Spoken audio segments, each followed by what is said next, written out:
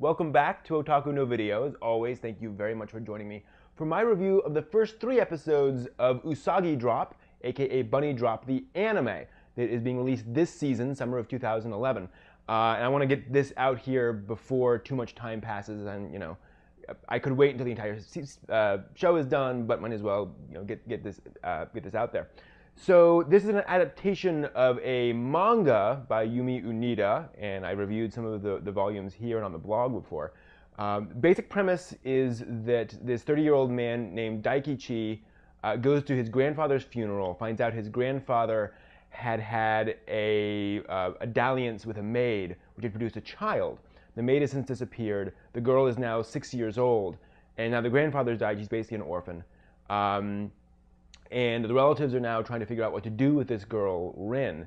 Daikichi ends up being so frustrated by the fact that his relatives are treating her more like a problem than as an actual person. I can't take care of her, and I've got things to do, that he decides to take her in. And that actually is one of the things that struck me about the anime. In the original manga, Daikichi spends very little time with Rin during the funeral before that conversation with the relatives.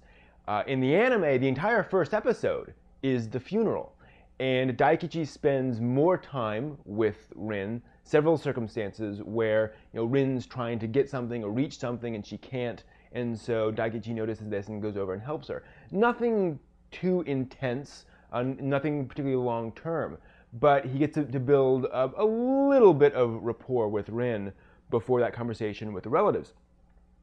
And this kind of changes the nature of his decision to take in Rin. In the manga, his decision comes across as selfless, pretty rash, and frankly a little crazy. I mean, you've got a 30-year-old guy, he's single, he's very responsible, and he decides to take in this 6-year-old girl. That's a huge responsibility to decide kind of out of nowhere for a girl that he has had almost no interaction with. In the anime series, the decision makes a little more sense. He's interacted with her, he has a little better feeling for her, and he can see that she's not a psychopath, she's not completely crazy. So it makes more sense. However, the decision isn't as cleanly selfless. In the manga, he's doing it because he's annoyed with his relatives' reaction and how they're treating Rin.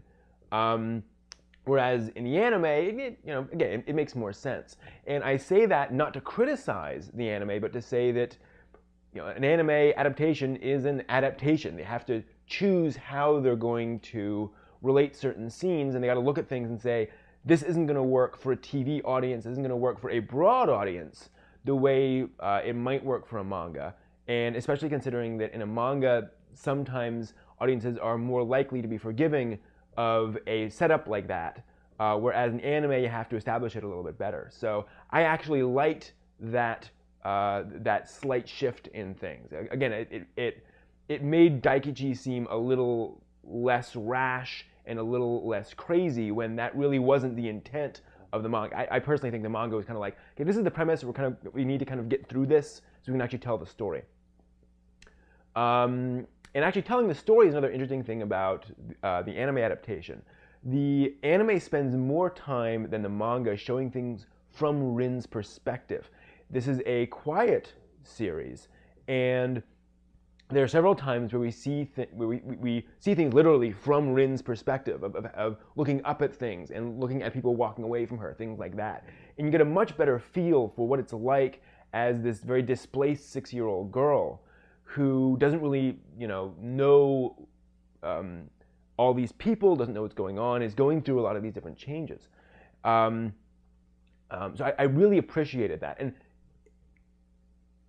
I mean, the scenes in the anime are the same scenes from the manga, the same scenes, but we just get these extra shots added in to add that element of, here's how Rin is experiencing this, which I think is important, and again, adds some depth to the story.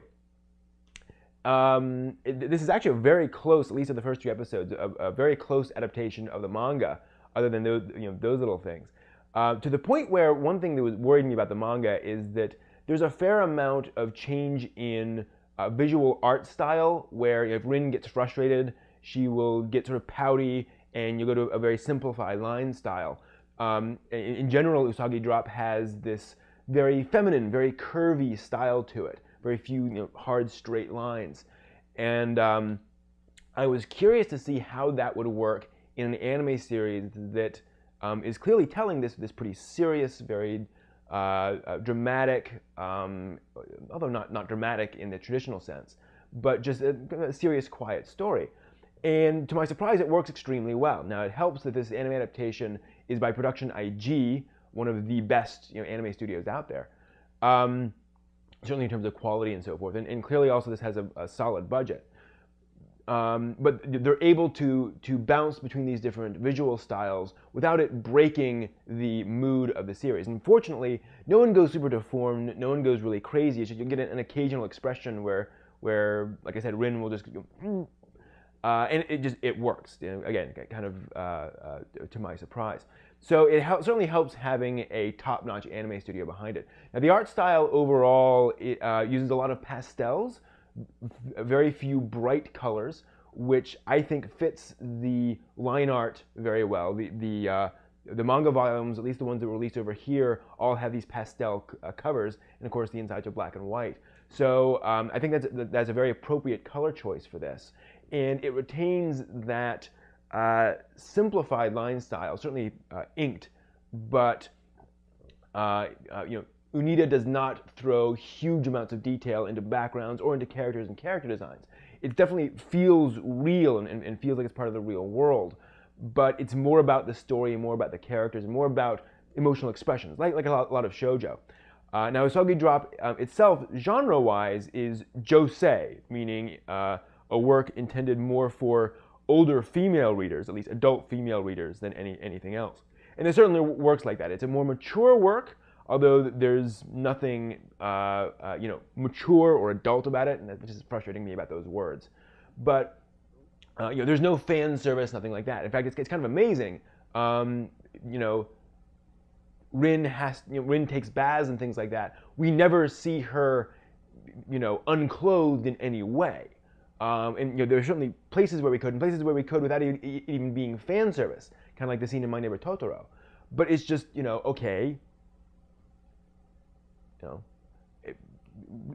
She doesn't need to do that, and so she doesn't. So there's just none of that whatsoever, which is very refreshing, for an anime. So I'm impressed. Like I said, it is a pretty strong adaptation, or a pretty close adaptation of the manga, and I think those places where it shifts things are places where they can deepen the story, tell you a little bit more about what's going on, and sort of bolster the relationships and bolster the characters in ways that the manga just wasn't able to get to, or decided not to get to in the way it was being done. So good marks. Like I said, I'm only 3 episodes in, and so we'll see where it goes, but I'm impressed. Usagi Drop is available on Crunchyroll, at least within the US, possibly in other countries. So check that out, and check out streamsuki.com for other cool anime and manga. Otherwise, I hope you stop by otakunovideo.net and talk about this with us and other otaku, because Usagi Drop is something that I think supports a significant amount of discussion.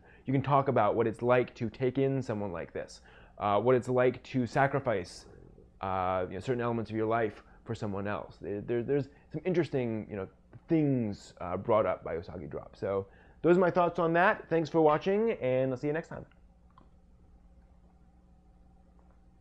With a sword?